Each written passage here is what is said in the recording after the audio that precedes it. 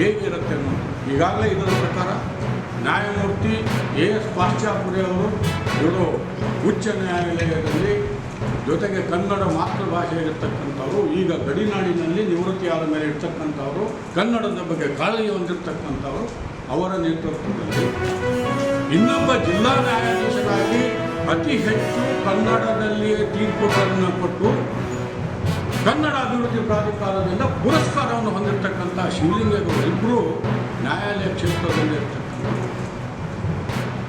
ಕರ್ನಾಟಕ ಸರ್ಕಾರದಲ್ಲಿ ಕರ್ನಾಟಕ ರಾಜ್ಯ ಚುನಾವಣಾ ಅಧಿಕಾರಿಯಾಗಿ ಒಬ್ಬರೇ ಒಬ್ಬರು ಇರ್ತಾರೆ ಸೇವೆ ಸಲ್ಲಿಸಿ ನಿವೃತ್ತರಾಗಿರ್ತಕ್ಕಂತಹ ಶ್ರೀನಿವಾಸಾಚಾರ್ಯ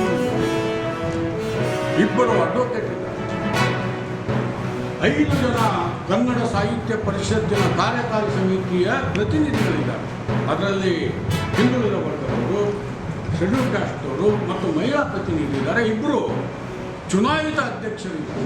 ಇವರೆಲ್ಲರನ್ನ ಒಳಗೊಂಡಿರ್ತಕ್ಕಂತಹ ಸಮಿತಿ, ಈ ಸಮಿತಿಯವರು ನಾವು ಏನು ತಿದ್ದುಪಡಿಯನ್ನು ಮಾಡಬೇಕು ಅನ್ನೋದಾದರೆ, ಈ ತಿದ್ದುಪಡಿ ಇದೆಯಲ್ಲ, ಇದೇನೋ ಯಾರೂ ಸಹಿತ ಮಾಡದೇ ಇರ್ತಕ್ಕಂಥ ತಿದ್ದುಪಡಿ ಅಲ್ಲ, ಇದು ಮೊದಲಿನಿಂದಲೂ ಸಹಿತ ಮಾಡ್ತಾರೆ.